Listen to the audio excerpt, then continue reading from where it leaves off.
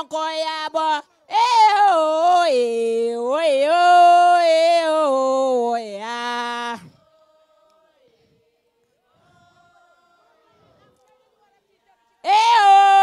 Sonko yabo yeah.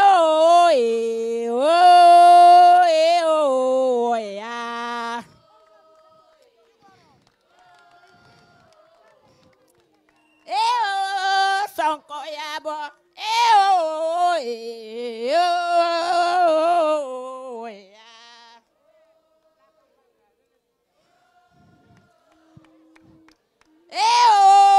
Sonko yabo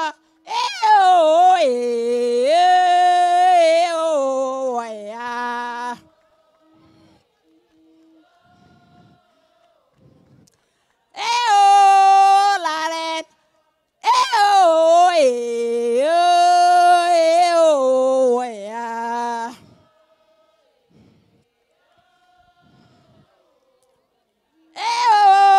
Sonko yabo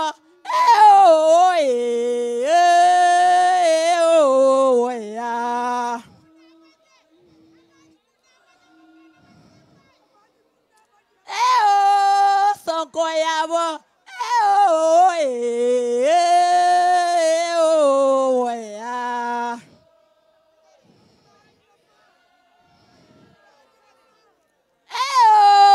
Sonko yabo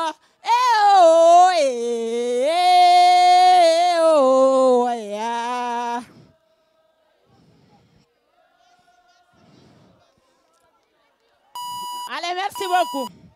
Ñaaji ko mi sen kati Diomaye. Diomaye non ne pare be buro Sénégal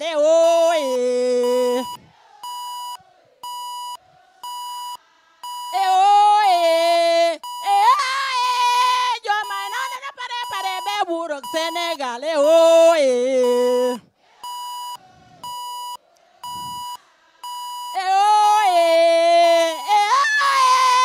Diomaye non ne pare be buro Sénégal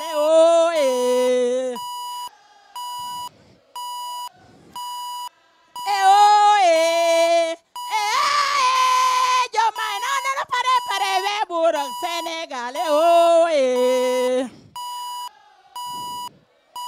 ça merci beaucoup rade njom ne safne ci peya MT kanu piane kajaborak MT kanem teulale juwe tous les femmes bon sacré njom ne safu mi brop ano sankare soni ka safo merci njomure safu mbi pe kala ko menya ano sanda jante majam ko fonya kande mi reja bote fony passe fe hew mamare duniye sa se buro iyo suma soko mi kano du suma opposition le tulu kire yo torutolo yo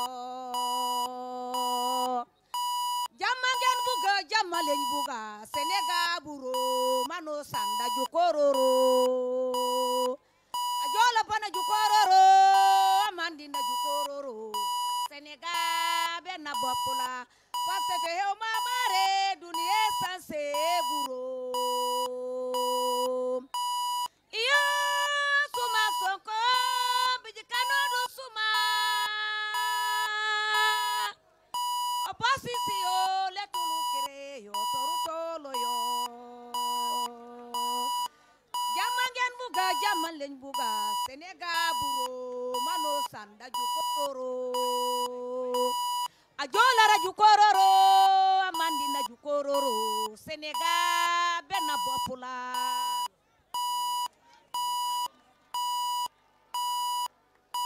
Merci beaucoup.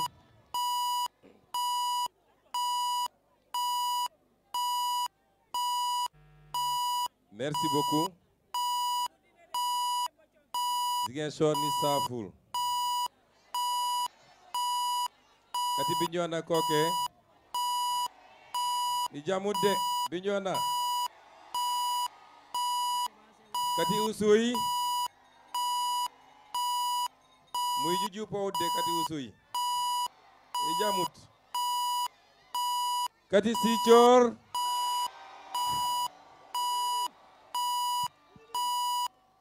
merci beaucoup maa ngi nuyu ñëpp di sant ñëpp di doore sama waxtaan fi ko présentateur bi daanele. Beaucoup de gens ont perdu la vie, d'autres ont perdu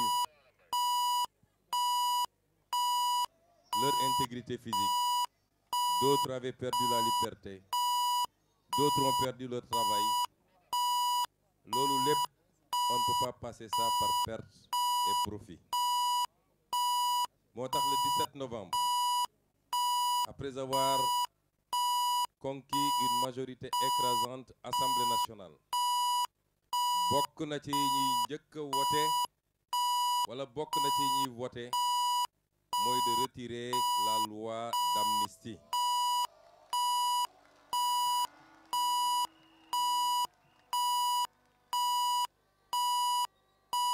Impunité mënul am te bu dee dans une société les gens mën nañu làqatu ci gannaaw état pour utiliser les moyens d'état pour comploter contre les gens, pour tirer sur les gens, pour tuer des manifestants désarmés.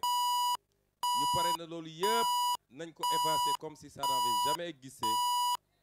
Loolu yàgg-yàgg dina xewaat ci dëkk bi kon moo tax pour que mu leer, parce que ces gens-là ils pensent que ils ont la mémoire très courte. Ils pensent que la loi d'amnistie c'est pour nous. Ñun soxlawuñu loi d'amnistie.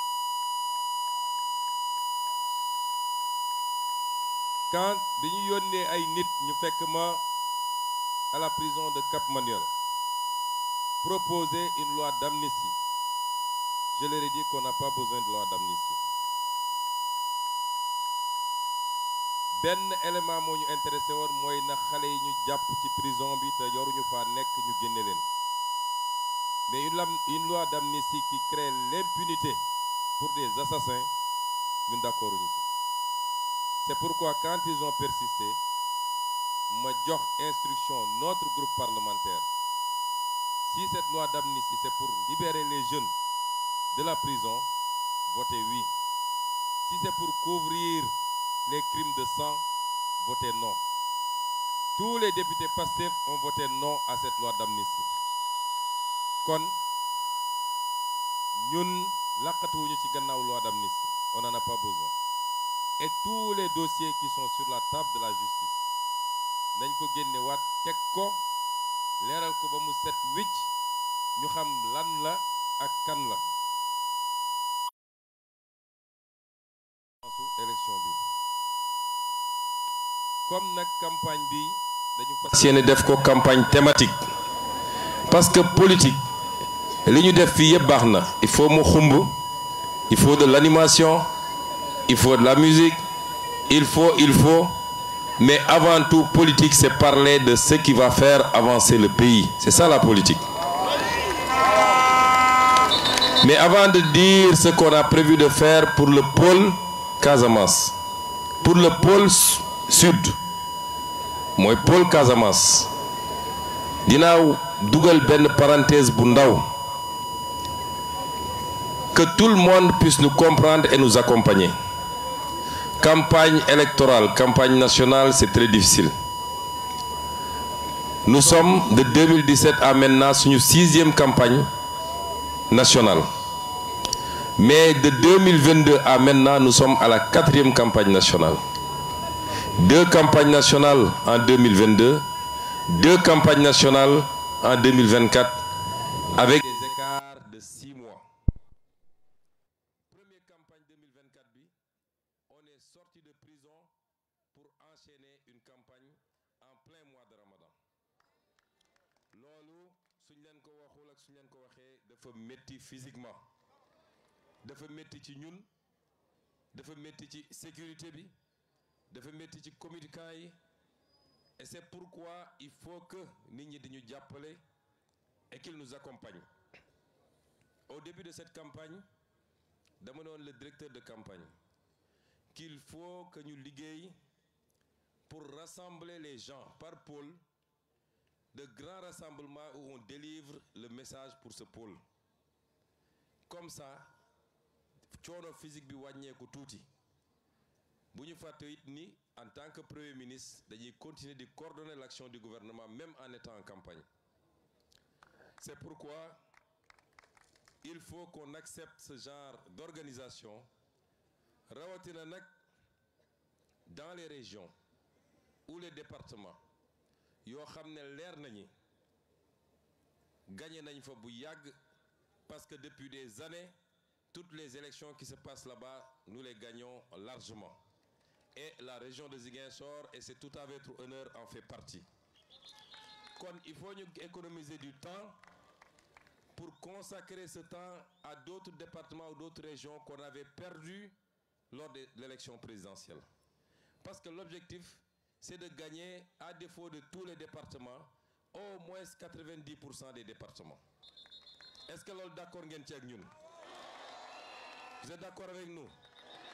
Donc, je vous remercie d'avoir eu cette présence d'esprit. Nous avons un meeting, au-delà même de régional, mais un grand meeting, pour pouvoir rassembler tout le monde et délivrer le message. Le pôle Casamance, moi, pôle bo xamné dafa réhabiliter la région naturelle de la Casamance. Ñi fi nek mak touti, ils savent qu'après l'indépendance, la première organisation du gouvernement de Senghor ou de Mamadou Dia, c'était d'organiser le Sénégal en régions naturelles. La région du Sine Saloum, la région du fleuve, le Sénégal oriental, la Casamance, le Cap-Vert. Après le ñëwaat, c'était des entités cohérentes. Moi, buñ ci jël rek dafa am réalité économique, mais dafa am réalité socio-culturelle. Ñu ñëw di ko dagg ba tey on est à 14 régions. Ñu ñëw di solutionner ces régions-là en départements et en communes, on est à 46 départements et plus de 550 communes, dont la majorité n'est pas viable parce que les ressources qui auront tax communes yooyu am viabilité amuñu ko. Ñun laaluñu découpage administratif bi pour le moment, mais li ñu changé mooy créer des pôles de développement économique qui recoupent ces mêmes réalités. Ñambour et Bawol benn pôle la, le Bundu ak li wër foofu yëpp benn pôle la muy Sénégal oriental, le Ferlo et le Fouta nekk benn pôle, la région nord nekk benn pôle, le Sine Saloum nekk benn pôle, la région du Cap-Vert nekk benn pôle, le Cayor nekk benn pôle. Ça nous fait 8 pôles de développement économique. Pôle bu nekk nag on a travaillé sur la base du potentiel de ce pôle à voir qu'est-ce qu'on va faire dans les 5 ans, dans les 10 ans, dans les 25 ans, pour que ce pôle soit un véritable pôle de développement économique et social. Le pôle Casamance, tey booy xayma la population du pôle Casamance, la région de Kolda, la région de Sédhiou et la région de Ziguinchor, c'est 2 300 000 habitants. Mais nous savons qu'en 2025, nous avons 5 400 000 habitants. Donc la population du pôle sera multipliée par plus de 2, par 2,4. Évolution démographique, il faut nous saurale ko. Nous avons dit pôle bi ci pôle yi ñu gëna am pauvreté la bokk, malgré tout le potentiel. Quand on classe les régions par pauvreté, les 3 régions du sud, ak Kédougou, ak Tamba, toujours ñoy nek en tête de peloton. Alors que c'est les régions les mieux dotées par la nature dans tout le Sénégal. 600 000 francs par tête d'habitant, moy PIB bi. Nous à l'horizon 2050, nous voulons multiplier ça par plus de 3 parce qu'il est question d'aller à 1 800 000 ou 2 millions de francs par tête d'habitant. C'est des régions où le taux d'emploi est très faible. 13% de taux d'emploi. Fii soo ñëwee Ziguinchor, les jeunes te disent, à part Jakarta, on n'a presque rien à faire. Taux d'emploi de 13% ci yu gën a faible la ci Sénégal. Dans l'agenda de transformation bi ñu leen présenté, le pôle doit aller à 40% de taux d'emploi à l'horizon 2050. Mais comment on va faire ça? Lan mooy potentiel lu pôle bi? Parce que ay filières la ñuy développer. Si on doit regarder les filières, dafa mel ni pôle bi moo ëpp potentiel ci pôle yëpp en termes de filières. En Casamance, il y a la filière céréales. Léegi ceeb lañ ma jox. Ñëpp xam nañ ni Casamance ceeb lay dundee. Ñun duñu mëq suuf. Xam ngeen ñan ñooy mëq suuf? Séeréer yi ndax cere dafa niroog suuf. Ñun ceeb la ñuy lekk moom la ñu xam. Ñoom président Diomaye ñoom dañuy mëq suuf. Filière céréales yi, que ce soit ceeb bi wala mboq bi wala dugub bi jusqu'au foño nga xam ne ñu ngi ko gën a ràññee la jëm ca Sédhiou jëm kaw, c'est un potentiel très faible ci filières yi. Les cultures industrielles muy gerte bi ñëpp xam nañ ni fii ci bassin arachidier lañ ko mënoon tuddee dañuy bassin arachidier bi dañ koy féetale Sine ak Saloum ak Bawol waaye li tax ñu defoon fi usine Sonacos c'est parce qu'on produit beaucoup d'arachide. Région de Ziguinchor, région de Sédhiou, région de Kolda. Dès qu'on est arrivé, mission bi ñu assigné woon le directeur de la Sonacos mooy il faut que l'usine de la Sonacos démarre le plus rapidement possible te démarrer na cette année. Mais am na aussi filière bu am solo fii mooy kuuku bi mooy pour que ñi muy dégg yëpp xam mooy saalu darkase, c'est comme ça qu'on l'appelle ailleurs. Fii on produit plus de 120 000 tonnes su ma juumul ci noix d'acajou. Saison noix d'acajou ñi fu bëri ñi fi nekk dañuy dem for kuuku bi mais fan la kuuku bi di dem Indien ñoo koy jël exporter ko transformer ko seen dëkk dem jaayi ko Europe 4 fois 5 fois plus cher. Ce que nous voulons pour yooyu nga xam ne mooy les productions industrielles mooy lépp ñu transformer ko fii créer des usines qui vont créer des emplois, ñu créer de la valeur ajoutée et c'est comme ça qu'on construit un développement. Ñu am aussi filière arboricole, les mangues. Su ñuy wax Sénégal foo taxaw soo nee mango rek dañ la naan Casamance foo toog rek dañ la naan Casamance mais mango yooyu la cay yàqu ci àll bi yéen xam ngeen ni bëri na et ce n'est pas normal. Les mangues, les agrumes, les produits forestiers ligneux comme non ligneux madd bi gis ngeen ni yaak 3 mois ci gannaaw homologué nañu le madd Casamance au niveau international tool bi te yooyu yëpp fii la am Casamance doo ko fekk Dakar doo ko fekk Saint-Louis doo ko fekk feneen ak feneen. Man j'aime bien ces zones là waaye soo fa demee si dem nga fay fekk ak sump ñoom de ceefal donc fii ngay fekk yooyu yëpp te mu fiy yàqu. Notre volonté c'est de transformer tout ça ici en Casamance et vous allez voir avec l'agropole yàgg naa wax ni l'une des rares politiques que je trouve pertinente ci régime bi fi nekkoon mooy les agropoles. Mais pour 80 milliards agropole sud bi ak volume yi mu amoon yépp à Bignona à Oukout ba léegi dafa taxaw demul parce qu'il y avait pas de volonté mais parce que pendant des années on a combattu par les moyens de l'État parce que jàpp nañ ni y a un leader politique qui s'appelle Ousmane Sonko qui est de la Casamance demoon nañu ba bateau bi sax ñëwatul Casamance aéroport bi ñu arrêté ko. Ça, c'est pas de la politique. La politique, même ton adversaire,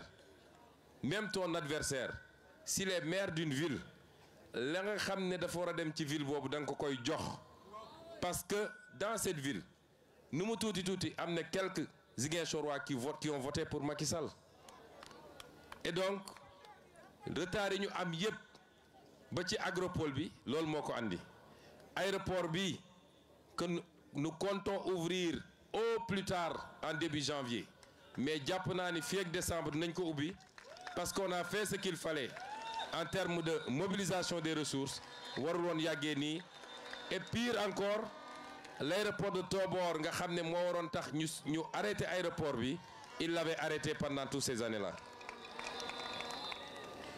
fii am na la filière halieutique parce que on a l'océan ici mais am nañu aussi des fleuves et des bras de fleuves fii dëkku napp la ñun bi ñuy nekk xale fii Amergé Socé Sall y avait beaucoup d'usines de pêche yooyu yëpp pratiquement arrêté na muy filière bu am solo mais y a la filière touristique capacité bi ñu am fii tourisme balnéaire Cap Skirring waaye aussi Abéné ak Kafountine ñëpp xam nañ ne am nañ capacité bu rëy et aujourd'hui déjà la caisse de dépôt et de consignation nga xam ne ki ko jiite mooy directeur de campagne bi monsieur Fadilou Keita ma bëgg ngeen tàccil ma ko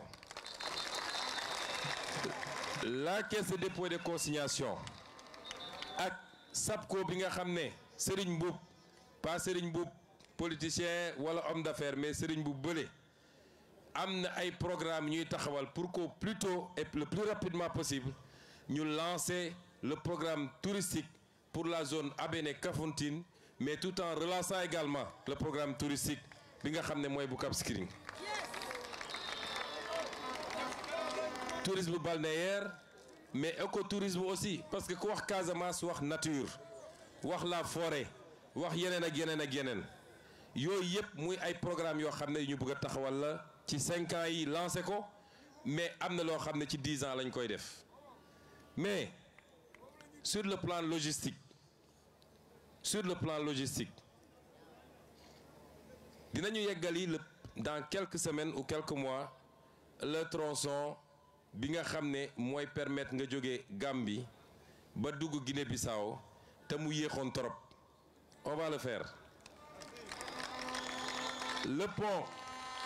le second pont de Ziguinchor def nañu appel d'offre bi ba ñu ngi ci sélection wu entreprise yu ko war a def ça veut dire quoi depuis Tobor avec fi ñu jaar ci rang-rang bi yëpp on ne touche pas au pont bi fi nekk nii on fait un autre pont qui contourne et qui va entrer par Goumel et qui va créer des infrastructures secondaires j'insiste ci côté bi parce que su ma demee Kolda j'expliquerai li jëm ci côté boobu sur la vallée de l'Anambé sur l'agriculture sur l'élevage ak yu demee noonu les industries extractives yéen ñëpp déggoon nga ñuy wax le zircon de Niafran moi en tant que député je fais partie ñi nga xam ne dañoo bañoon ne dañu bàyyi ñu exploiter zircon bi dans ces conditions parce que la ñu exploiter le zircon à Diogo ça n'a pas servi à Diogo ça n'a pas servi au Sénégal ba ñu boole ko ci dossiers yi nga xam ne ñu ngi koy saytu pour mun koo renégocier je ne voulais pas qu'on fasse les mêmes erreurs ici à Niafran mais maintenant qu'on est là j'ai pu assurer les populations de Bignona de Niafran et de toute la zone que zircon bi yàllaa ko fi def c'est pour être exploité le plus important c'est que ça se fasse dans l'intérêt des populations d'abord ñu am ci ay infrastructures am ci du travail am ci li ñuy wax nuñ ko tuddee sax li nga xam ne si social entreprise yi dañ koy def RSE ñu am ko ci ba mu mat sëkk c'est comme ça qu'on veut gérer les ressources naturelles mais le pétrole aussi bi nga xam ne suñu diggante Guinée-Bissau ñu koy le pétrole du Domflor ñu war koo mën a exploiter comme ni ñu commencé exploiter le pétrole de Sangomar mun a am ici des plateformes qui nous permettent à terre de faire beaucoup de choses boobu tam bokk na ci. Troisième point ou quatrième point sur infrastructure yi mooy le port industriel de Gnikin parce que le port de Ziguinchor c'est un port fluvial port fluvial la chaque fois nga war a def dragage am na ay bateau yoo xam ne su eggee benn niveau tirant d'eau mënul dugg Ziguinchor mais là-bas après Pointe-Georges Pointe Saint-Georges fi ñuy wax Nikine on peut avoir là-bas et on va mettre là-bas un deuxième port industriel parce que ce qu'on veut avec les pôles frontaliers mooy les pôles frontaliers dafa war a doon des points d'éclosion pour pouvoir capter les économies des pays environnants te loolu port baax na ci. Le 5e point d'infrastructure mooy le chemin de fer à partir de Tambacounda bu ñu war a andi jusqu'à Ziguinchor jusqu'à Nikine pour mun a alimenter également le transport des fruits, le transport de tout ce qu'on produit dans la zone. Lii lenn la ci pôle bi parce que je vous ai dit que le deuxième aspect du pôle on va le traiter à Kolda. Mais ce que je voudrais dire c'est que lii lépp pour mu am il faut qu'on règle définitivement la question de la paix. Fu amul jàmm munoo fa tabax. Donc quand on est arrivé notre première préoccupation c'était d'en finir définitivement. Dégg ngeen j'ai annoncé le plan Diomaye pour la Casamance. C'est un plan pour la paix, c'est un plan pour le développement, c'est un plan pour l'économie et c'est un plan pour le social. Les populations sont en train de rentrer et de retrouver leur village. Mais loolu il faut ñu accompagner ko par le déminage d'abord parce que ñun on a grandi ici mais ñu bari ñemeetuñu dugg ci àll bi parce qu'ils ont peur de sauter sur une mine. La paix c'est quelque chose qu'on construit mais même boo demee ba am paix la guerre laisse toujours des séquelles. Mun nga pare ba am jàmm des années plus tard les gens vont continuer à sauter sur des mines. Nous ne voulons plus que des gens sautent sur des mines. Et c'est pourquoi le programme de déminage humanitaire qu'on n'a jamais arrêté, mais qu'on va accélérer à partir du début 2025 pour que aucun centimètre carré de la Casamance ñu bañ fa bàyyi une mine qui peut nuire à une personne ou à une bête. Loolu yëpp dañ koy régler définitivement. Nous accompagnons les populations pour ñu dellu dans leur village. C'est pourquoi pour cette année, dans le plan Diomaye pour le Sénégal, on a déjà débloqué une enveloppe de 15 milliards boo xam ne c'est uniquement pour accompagner parce qu'il faut reconstruire les écoles, il faut remettre des forages, etc. Et l'année prochaine muy doon suñu premier budget parce que actuellement on est en train d'accompagner et de finir le budget. On va provisionner une enveloppe consistante avec l'ANRAC comme maître d'œuvre délégué, avec l'ANRAC comme superviseur et avec l'armée comme maître délégué pour que ñu def les infrastructures, les pistes, les routes, les forages, l'éclairage, tout ce qu'il faut pour que les gens puissent rentrer chez eux et commencer à travailler comme ils le faisaient. Mais quand je parle de paix, je veux qu'on nous comprenne. La paix n'est pas encore définitive en Casamance. Tant qu'il y aura des groupes, nous tuuti, qui ont encore des armes et qui sont dans telle ou telle portion du territoire ou dans les pays environnants, la paix n'est pas acquise. La paix, mooy képp ku yoroon ngànnaay ñu waxtaan ak yow ba nga génn déposer ko dans un consensus boo xam ne y a ni vainqueur ni vaincu. C'est le Sénégal qui gagne parce qu'il n'est plus question qu'un seul fils de ce pays perde la vie, moo xam du côté de l'armée, moo xam de l'autre côté. Il faut qu'on en finisse. Et c'est pourquoi je rends un vibrant hommage à l'armée nationale du Sénégal qui, pendant des années, a veillé à ce que l'intégrité territoriale soit sauve. Armée boobu soxlaatuñu ko pour ñu jàkkaarloo entre Sénégalais. Nous avons d'autres priorités en matière de sécurité. Xam ngeen insécurité bu am dans toute la sous-région.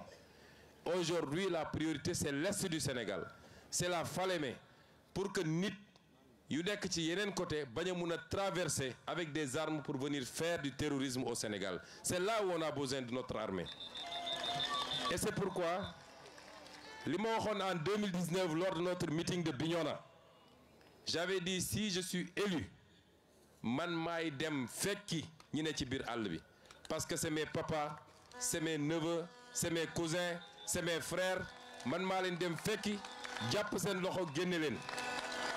Nous sommes en train de travailler à ça avec le président Diomaye. dafa am loo xam ne boo koy liggéey doo ko wax ci kaw, mais on y travaille et la réceptivité est parfaite des deux côtés. Inch'Allah, nous y arriverons pour que cette affaire ne soit qu'un souvenir, tout douloureux soit-il, mais ñu fàtte ko suul ko jublu ci defar Casamance. Mais je voudrais mettre en garde également, parce qu'il y a des apprentis politiciens yu jàpp ni ci problème mu Casamance bi la ñu war a defee seen politique. Je veux les mettre en garde. am na ñu taxaw ne am na tel général c'est parce que dafa doon def liggéey bu baax en Casamance moo tax ñu sanctionné ko patati patata. di def allusion que Ousmane Sonko, puisqu'il est originaire de la Casamance, il veut affaiblir l'armée pour que les gens qui sont là-bas puissent reprendre de la force. bu dee am nañu fit, on a pris toutes les dispositions. Les questions qui relèvent de la sécurité nationale duñ ko foowee. bu dee ñoom am nañu fit nañu génnaat ñu wax lu mel noonu ñu xool ndax ils n'iront pas en prison.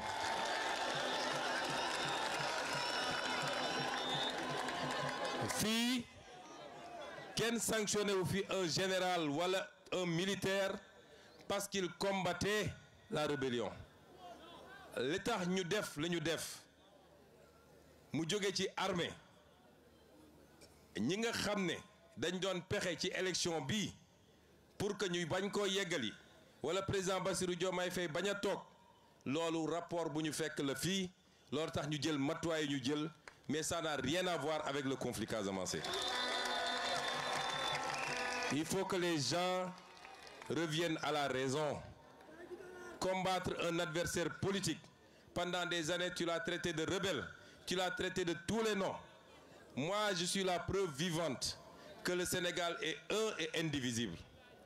Parce que autant des Casamançais sont battus ici pour mettre un terme au complot et à l'entreprise de liquidation, autant des Sénégalais de tous bords se sont battus à Dakar, à Rufisque, à Bargny, à Keur Massar, à Saint-Louis, à Mbacké, partout dans le Sénégal et même dans la diaspora. Quand les gens ont dépassé ça, beaucoup de gens politiqués, il faut que ça s'arrête. Et c'est pourquoi nous allons régler définitivement cette affaire, Inch'Allah. Mais quand tu veux jeter de l'huile, nous prendrons toutes nos responsabilités pour que tu ailles pourrir à Rebeuss. Parce que c'est beaucoup de politique. Le Tchèdesnak, moi, vous savez ce qui nous attend. Ce qui nous attend, c'est les élections législatives. Je vous avais présenté des candidats. Est-ce que Guy Marius Sagna a été un bon député? Est-ce qu'il a été un bon député au Sénégal? Est-ce qu'il a été un bon député à la CEDEAO? Est-ce que si vous aviez voté à 40% pour lui, est-ce que vous n'allez pas voter à 100% pour lui cette année? Est-ce que Mme Oulimata Sidibé n'a pas été une bonne députée? Est-ce qu'elle ne vous a pas bien représenté? Est-ce que M. Bakary Diédhiou n'a pas été un bon député? Est-ce que Alphonse Sambou a été un bon député? Quand on vous avait présenté des députés, vous avez voté pour eux. Ils ont été à la hauteur. Mandabi, Yegoul, 2 ans la ñu def. On les a reconduits parce qu'on sait qu'ils vont dignement représenter la région, mais ils vont dignement représenter le Sénégal, au Sénégal et hors du Sénégal. Nyanche Yoko aussi, pour qu'ils viennent compléter. Que ce soit ma jumelle Ousmane, Walla Awa, Nyom Nyep, je ne doute pas qu'elles seront d'excellentes députées qui représenteront la région à l'Assemblée nationale. Mais l'enjeu dépasse ça. Quelqu'un l'a dit ici. Dafa am des acteurs politiques. Yo xamné pendant des décennies, on leur a confié ce pays. Ils l'ont mis dans un gouffre. Ils ont pillé le pays. Ils ont ruiné le pays. Ils ont préféré les intérêts étrangers aux intérêts sénégalais. Ñooñu bëgguñu seulement ñu ne ils ont perdu l'élection, mais dañu bëgg suñu génnee ci élection bi leur score sera tellement ridicule que beneen élection buy ñëw duñu ñeme ñëw réclamer le suffrage des Sénégalais. Et c'est pourquoi il faut sortir massivement voter. Massivement, c'est important. Nous voulons avoir ici à Ziguinchor, parce que ñeneen ñi dama leen fixé ay 70% parce que damay xool nu mu demee. Mais filles, je veux minimum 90 à 95%. Dans toute la région, nous voulons au moins 90 à 95%. Est-ce que vous me garantissez ça? Kon li moy enjeu élection bi, et suñ ko défé, on aura donné au président Diomaye les moyens de gouverner. On m'aura donné, moi en tant que Premier ministre du Sénégal, les moyens de dérouler le programme. En ce moment, tout ce que j'ai lu ici, dans 4 ans et demi, nous allons dem ci élection. Je reviendrai ici et je vous dirai est-ce que amna luñ ci def lu am solo ou pas, et vous apprécierez. C'est comme ça que fonctionne la démocratie. J'avais oublié un point. Quand je parlais de la question de la paix, yéen ñëpp dégg ngeen temps yi un livre bu ñu bind. Ñu ne c'est une Française qui a écrit ça. On en a discuté avec le président Diomaye. Ce livre-là, personne n'en fera la promotion ici au Sénégal. Si cette Française veut écrire, elle n'a qu'à aller écrire sur la Corse qui demande son indépendance à la France. Elle n'a qu'à aller écrire sur la Nouvelle-Calédonie qui réclame son indépendance. Mais elle n'a pas à écrire sur le Sénégal. Et je veux dire à la France, je ne sais pas qu'est-ce qu'il y a derrière cette affaire. Parce que la France avait témoigné dans les années 90 avec Jacques Charpy en clarifiant la question de l'appartenance totale et intégrante de la Casamance au Sénégal. Maintenant qu'il y a un régime, comme je l'ai toujours dit, qui n'est pas anti-français, qui est pro-sénégalais, simplement. Un régime qui dit nous voulons notre souveraineté. Nous n'accepterons plus d'être des valets de qui que ce soit. On nous sort un livre et puisqu'ils ne peuvent pas revenir sur leur témoignage, ils ne peuvent plus parler d'indépendance, ils glissent sur la notion d'autonomie. On ne veut pas d'autonomie. Ce n'est pas ça la question. Nous sommes un État unitaire, du nord au sud, de l'est à l'ouest. Les mêmes réalités vont s'appliquer sur chaque portion du territoire national. Et ce livre-là ne sera pas autorisé au Sénégal, ne sera pas commercialisé au Sénégal, parce que nous avons des gens de Djogé avec un projet de déstabilisation pour venir nous parler de ce qui nous concerne, nous, Sénégalais. Si la France veut donner des archives, elle n'a qu'à nous donner les archives de ces exécutions sommaires au Sénégal pendant la colonisation, des guerres qu'elle a menées ici, des tortures qu'elle a menées, des travaux forcés. C'est ça qu'on attend de la France. Qu'elle nous donne les archives de Thiaroye 44, mais surtout des archives sur une prétendue autonomie de la Casamance. Donc, nous les gërëm Goudina, ça a été très long, mais je peux vous dire une chose. Ce pays va changer et il va changer radicalement. Nous allons bâtir un nouveau pays. Nous allons bâtir de nouveaux fondamentaux. Nous allons bâtir notre développement. Nous allons renforcer notre unité nationale. Et nous le ferons avec chacun et chacune des Sénégalais. Je vous remercie. Assalamu alaikum.